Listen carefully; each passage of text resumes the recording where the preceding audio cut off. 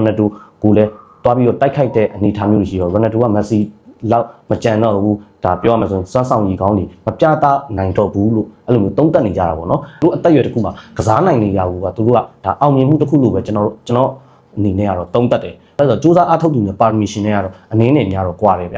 ျဒီကစားသမားဘဝနားတဲ့အချိန်မှာကောင်းကောင်းမွန်မွန်လေးဒဏ်ရာပြဿနာတွေကင်းရှင်းပြီးတော့ဒီကစားသမားဘဝနားသွားတဲ့ပုံကူမျိုးတွေအနေနဲ့ပဲကျွန်တော်မြင်ချင်တာပါအားလုံးပဲမင်္ဂလာပါခင်ဗျာ live နဲ့ channel လေးကိုပြန်လည်သက်သွင်းနေကျွန်တော်လီကနေအားလုံးနှုတ်ခွန်းဆက်သလိုက်ပါတယ်ခုကပတ်ဖလားကတော့ဘာပဲဖြစ်ဖြစ်အုပ်စုပေါင်းစုံကတော့ကန်ပြီးသွားပြီဒီနှစ်ကတော့တော်တော်စိတ်လှုပ်ရှားစရာကောင်းတဲ့နှစ်တစ်ဖြစ်လာပြီနော်ပေါ့နော်တဖြည်းဖြည်းနဲ့ဒါပွဲစဉ်တွေအကုန်လုံးကလည်းရလက်တွေအကုန်လုံးလည်းထွက်ပေါ်လာတဲ့အချိန်မှာဒါအသင်းကြီးတွေလည်းရုန်းကန်ရတယ်လို့အသင်းငယ်တွေကလည်းဒါရလက်ကောင်းထွက်နေရလို့ကျွန်တော်တို့ခါတိုင်းကပတ်ဖလား World Cup ပုံစံမျိုးနဲ့မတူပဲကျွန်တော်တို့တွေ့ရတယ်ဒီမှာပြောစရာကတော့ကျွန်တော်ဒီနေ့ပြောချင်တာတော့အဓိကတော့ Lionel Messi နဲ့ဒါ Ronaldo ရဲ့အကြောင်းကျွန်တော်အဓိကထားပြီးတော့ကျွန်တော်ပြောချင်တာပေါ့နော်။ဘာလဲဆိုတော့အခု social media မှာလည်းဒါပြန့်နှံ့နေတာမျိုးရှိတယ်။ဒါ Lionel Messi က Ronaldo ထက်တာတယ်။ Messi က Argentina မှာဒါ hat-trick သွင်းယူနိုင်ခဲ့တယ်။ Ronaldo ကကန်သွားတာဒါကိုဒါ 1-1 နဲ့တေးကြသွားတယ်။ performance လည်း Ronaldo ကကောင်းကောင်းလည်းမပြနိုင်တဲ့အတွက်ကြောင့်မလို့ဝေဖန်သုံးသပ်မှုတွေအများစွာရှိနေပေါ့နော်။ကျွန်တော်ကတော့ပြောချင်တာကကျွန်တော် Ronaldo ပရိသတ်လည်းမဟုတ်ဘူးလို့ကျွန်တော်က Messi ပရိသတ်တယောက်လည်းကျွန်တော်မဟုတ်ဘူးဒီလိုပြောရင်ဟာမင်းကဘောလုံ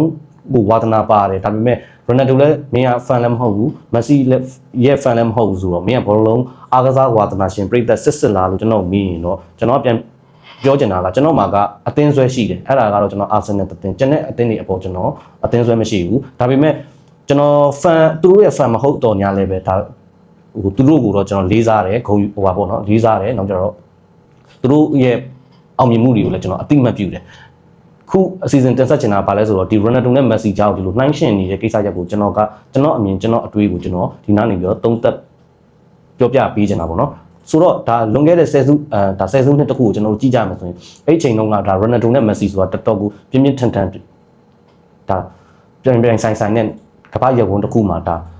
ပရိသတ်တွေလည်းကွဲသွားတယ်နောက်ကြတော့သူတို့ရဲ့ပြန်ဆိုင်မှုတွေကလည်းပြင်းထန်နေတယ်ဒါလွန်ခဲ့သော10 years အခုကိုကျွန်တော်ကြည့်ရင်သိနိုင်တယ်အဲ့ချိန်မှာဒါတချို့အကုန်လုံးလည်းသိလိမ့်မယ်ဒါ Messi ကပါရမီရှင်ဒါ Ronaldo ကကြတော့ဒါစူးစမ်းအားထုတ်မှုဆိုပြီးတော့စူးစမ်းအားထုတ်တဲ့ပုံကူတယောက်ဆိုပြီးတော့ဒါတဖြည်းဖြည်းနဲ့သတ်မှတ်လာကြတယ်အဲ့ချိန်မှာစုတွေရတဲ့အပေါ်မှာလည်းအငင်းခုန်နေဖြစ်တယ်လို့ fan တွေလည်းနှစ်ဖွဲ့စီကွဲသွားကြတယ်ပေါ့နော်ကျွန်တော်တို့ကတော့ဘေးကကြည့်နေတဲ့ဒါဟို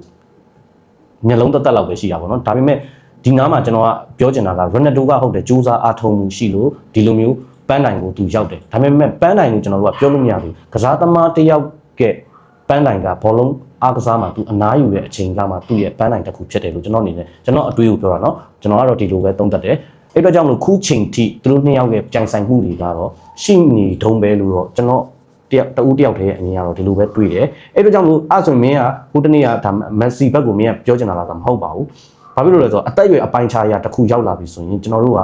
ဟိုကျွန်တော်တို့ပဲဖြစ်ဖြစ်ကစားသမားတွေပဲဖြစ်ဖြစ်ကြပါတယ်ဒါ Messi ဆိုလဲဒါ Messi ကိုဟိုဖြစ်တဲ့ပရိသတ်တွေလည်းပြောနေရမျိုးချင်ဟာ Messi ကအရင်လိုပုံစံမျိုးတွေပုံစံကောင်းတွေပြသနိုင်နေတုံးပဲအရင်တုန်းကမြင်ခဲ့တဲ့ Messi အတိုင်းပဲလို့ဒါဟိုပြောဆိုနေကြတဲ့အရာတွေလည်းရှိရဲတစ်ဖက်က Ronaldo ကိုလည်းတွားပြီးတော့တိုက်ခိုက်တဲ့အနေအထားမျိုးတွေရှိရော Ronaldo က Messi လောက်မကြံတော့ဘူးဒါပြောရမှာဆိုရင်စွမ်းဆောင်ရည်ကောင်းတွေမပြသနိုင်တော့ဘူးလို့အဲ့လိုမျိုးသုံးသပ်နေကြတာပေါ့နော်အဲ့ဒါတော့ကျွန်တော်အမြင်ရပြောမယ်ဆိုရင်ဗျာမဆိုင်ဘူးဗျာဒီလားဟုတ်တယ် Messi မကောင်းမဟုတ်ဘူး Messi ကောင်းတယ်ဒါပေမဲ့ Ronaldo လည်းတစ်ဖက်မှာကောင်းသေးတယ်ဗျာဒီလားသူတို့ကစားနိုင်နေဒါကူကသူတို့အသက်အရွယ်တစ်ခုမှာကစားနိုင်နေရကူကသူတို့ကဒါအောင်မြင်မှုတစ်ခုလို့ပဲကျွန်တော်အနေနဲ့ကတော့သုံးသပ်တယ်ဟိုလုံးဝကြီးကွင်းထဲမှာ performance ကောင်းကြီးမပြနိုင်ပဲနဲ့ဒါဟိုဖြည့်တင်းရတဲ့ဒါ substitute နေရာမျိုးမှာအရန်ကုန်မှာထိုင်ပြီးတော့ကစားနေတဲ့ပုံကူမျိုးမဟုတ်ဘူး Ronaldo ဘက်ကကြည့်လဲထိုနီလက်ကောင်းမယ်ဒါ Messi ဘက်ကကြည့်ရင်လည်းထိုနီလက်ကောင်းမယ်အဲ့ကကြောင့်လို့ဒီနားမှာကျွန်တော်ကတော့အငင်းခုန်မလုပ်တာကောင်းတယ်လို့ကျွန်တော်အနေနဲ့သုံးသပ်တယ် Messi ခုတနေ့ hat-trick သွင်းယူရတဲ့အလုံးတွေပေါ်လဲကျွန်တော်တန်တရားမရှိဘူးတကယ်လဲချီကျူးလေးစားဖို့ကောင်းတယ်သူအသက်အရွယ်တစ်ခုအပိုင်းခြားတစ်ခုနဲ့လူငယ်တွေနဲ့ရှင်တိုးပြီးတော့ဒါကစားနိုင်နေတော့ကစားနိုင်တဲ့အပြင်မှာဒါထပ်ပြီးတော့ hat-trick ပါသွင်းယူရတယ်ဆိုတော့ဒါ Messi ကတော့ဒါလက်ခံရမယ် Messi ကိုတော့အဲ့ဒီကဒါအတိမတ်ပြုတယ်ဒါပေမဲ့တစ်ဖက်မှာကျတော့ဒါ Ronaldo ကဒါစွမ်းဆောင်ရည်ကောင်းနေဒါကွင်းထဲမှာမပြသနိုင်ဘူးလို့ဒါပြောဆိုနေကြရလို့ရှိရင်အဲ့တော့ကြောင့်ကျွန်တော်ကတစ်ချက်ပြောချင်တာဘာလဲဆိုတော့ Ronaldo စွမ်းဆောင်ရည်ကောင်းနေပြသခဲ့ပါတယ်တေချာကြည့်ပါကျွန်တော်လည်းကြည့်ပြီးပါပြီ Ronaldo စွမ်းဆောင်ရည်ကောင်းနေပြသခဲ့တယ်ဘာဖြစ်လို့လဲဆိုတော့အချင်းအကြာကြီးသူဒီကွင်းထဲမှာသူကစားနိုင်နေတာကိုကဒါသူ့ရဲ့စွမ်းဆောင်ရည်ကောင်းလို့ကျွန်တော်တို့ကပြောလို့ရတယ်ကျွန်တော်တို့တွေခင်ဗျားတို့တွေဒါကွင်းထဲဝင်ပြီးတော့ဝင်ကစားမယ်ဆိုတော့ငယ်ရွယ်နဲ့ဒီလောက်ထိမကစားနိုင်သူအသက်အရွယ်အနေထားနဲ့ဒီလောက် ထိကစားနိုင်တာကဒါသူ့ရဲ့အောင်မြင်မှုတစ်ခုလို့ပဲလို့ကျွန်တော်ကတော့သတ်မှတ်တယ်နောက်တစ်ချက်ကဘာလဲဆိုတော့ဒီစူးစမ်းအားထုတ်ကျွန်တော်နည်းနည်းလေးသိသွားတာပေါ့နော်နောက်တစ်ချက်ကဘာလဲဆိုတော့စူးစမ်းအားထုတ်သူနဲ့ပါရမီရှင်တွေကတော့အနည်းနဲ့များတော့ကွာတယ်ဗျဘာလို့လဲဆိုတော့ဘောလုံးမှာပါရမီပါလာတဲ့သူနဲ့ပါလာတဲ့သူကဒါစူးစမ်းအားထုတ်တဲ့သူထက်နည်းနည်းလေးတော့ရှေ့တော့နည်းနည်းလေးတော့ရောက်မှာပဲဘာဖြစ်လို့လဲဆိုတော့ तू ကပါရမီဖြည့်လာပြီးတော့မှဒီလိုမျိုးဘောလုံးလောကမှာဒါပြန်ပြီးတော့ထွန်းတောက်တဲ့ကျဲတူပဲဒီလိုမျိုးမက်ဆီလိုကစားသမားမျိုးကလည်းကျွန်တော်တို့ပြောရမှာဆိုရင်ထပ်ပြီးတော့မြင်တွေ့ဖို့ကခင်းရင်သွားပြီးဖြစ်တဲ့ဒါပါရမီရှင်ကစားသမားတယောက်ဖြစ်တယ်နောက်တစ်ချက်ကကျွန်တော်တို့ကပြန်ပြီးတော့ကြည့်ရမယ်မက်ဆီရဲ့လာရ background ကိုကျွန်တော်တို့ပြန်ကြည့်ရမယ်ဆိုရင်မက်ဆီကဒါသူ့မှာစံနမူနာထားပြီးတော့သူ့ကိုပညာသင်ပေးသွားတဲ့ကစားသမားကြီးဆိုတာမြောက်များစွာရှိပါတယ်ဒါလည်းဘောလုံးချစ်တဲ့ပရိသတ်တွေအားလုံးသိကြလိမ့်မယ်ရိုနယ်ဒိုမျိုးလိုကစားသမားမျိုးတွေနောက်ကျအန်နီယက်စတာနောက်ကျယာတိုရီနောက်ကျတော့ဟိုဇာဗီဒါဒီလိုမျိုးပုံကူတွေနဲ့ရှင်တွဲပြီးတော့ကစားပြီးတော့ဟိုသူ့ရဲ့ဒီအောင်မြင်မှုတမိုင်းတစ်လျှောက်ကိုဖြတ်တန်းလာတာပေါ့နော်ရိုနယ်ဒိုကကျတော့အဲ့လိုမျိုးမဟုတ်ဘူးသူ့မှာပို့ပြီးတော့စူးစမ်းရုံးကန်ရတယ်ဒါမှန်ယူကနေရီယယ်မက်ဒရစ်ကနေအဲ့လိုမျိုးတစ်ဆင့်ဆင့်ပြောင်းဟိုအပြောင်းရွှေ့လုပ်ပြီးတော့သူကစူးစမ်းအားထုတ်မှုကိုသူ့ဘာသူရယူရတာပေါ့နော်မက်ဆီကကြတော့ဒါပြောရမယ်ဆိုဘာစီမှာပဲအထိုင်ကစားသွားပြီးတော့နောက်ပိုင်းကျမှဒါပြောင်းသွားပါပေါ့နော်အမေရိကကလပ်တို့ဒါခုဆိုရင်ဒီ sorry ကလပ်ဒီမှာကစားပြီးတော့ဟိုဖြစ်နေတာပေါ့နော်ပြောချင်တာ permission နဲ့ဒါစူးစမ်းအားထုတ်တဲ့သူနဲ့နည်းနည်းกว่าတယ်ခုနကျွန်တော်ပြောတဲ့ background ပေါ့နော်မက်ဆီလာခဲ့တဲ့ background နဲ့ Ronaldo လာခဲ့တဲ့ background တွေကလည်းမတူဘူးဆိုတော့ကျွန်တော်ပြောချင်တယ်စူးစမ်းအားထုတ်တဲ့သူကတော့ခုချိန်မှာတော့ Ronaldo အနေနဲ့ကတော့ဘာဖြစ်ဖြစ်သူငယ်ရွယ်စဉ်အခါတုန်းကဒါပန်းကြီးစွာဒါစူးစမ်းအားထုတ်ခဲ့တဲ့ဒန်တွေကခုချိန်မှာတော့သူ့ပေါ်တော့အနည်းနဲ့အများဒါဖြည့်ဆည်းခဲ့ပြီလို့တော့ကျွန်တော်အနေနဲ့ထင်တယ်နောက်ကမ္ဘာဖလားကြိုင်တဲ့ဒီပုံကူတွေကပါဝင်လာနိုင်ဖို့ကလည်းဒါမကျိန်းတည်တော့တဲ့အနေအထားတစ်ခုပေါ့နော်အဲ့အတွက်ကြောင့်လို့ကျွန်တော်ကတော့ဘာပဲဖြစ်ဖြစ် Ronaldo ကတော့ကွန်ဂိုနဲ့ပွဲဒါပေါ်တူဂီနဲ့ကွန်ဂိုနဲ့ပွဲမှာ1-1 ကြားခဲ့တဲ့ပွဲမှာ Ronaldo ဂိုးသွင်းတာမှသွင်းတာထက်ဒါသူ့အနေနဲ့ကွင်းထဲမှာမိနစ်များစွာကစားသွားတဲ့အတွက်ကြောင့်မို့အတွက်ကြောင့်ပေါ့နော်ဒါဘာပဲဖြစ်ဖြစ်သူ့အနေနဲ့စွမ်းဆောင်ရည်ကောင်းတစ်ခုကိုကောင်းစွာချပြသွားရလို့ပဲကျွန်တော်အနေနဲ့သုံးသပ်ပါတယ်မက်ဆီကိုလည်းကျွန်တော်လက်ခုပ်တီးပေးသလို Ronaldo ကိုလည်းလက်ခုပ်တီးပါတယ်ကျွန်တော်ကဒီကမ္ဘာဖလားပွဲမှာဒီပုံကူကြီးနှစ်ယောက်ကျွန်တော်စိုးရိမ်တာတစ်ခုပဲရှိပါတယ်သူတို့ကစားသမားဘဝမကုံဆုံးခင်အချိန်လေးမှာဒီကမ္ဘာဖလားကို